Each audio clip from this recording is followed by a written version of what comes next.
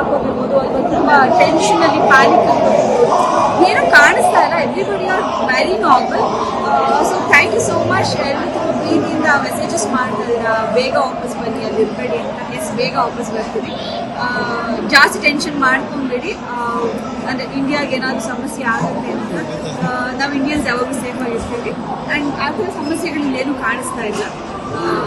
ಜಾಸ್ತಿ ಟೆನ್ಷನ್ ಮಾಡ್ಕೋಬೇಡಿ ಅಂತ ಹೇಳಿ ಹಾಕೋದಿರ್ಬೋದು ಅಥವಾ ತುಂಬಾ ಟೆನ್ಷನ್ ಅಲ್ಲಿ ಪ್ಯಾನಿಕ್ ಆಗಿರ್ಬೋದು ಏನೂ ಕಾಣಿಸ್ತಾ ಇಲ್ಲ. Everybody are very normal.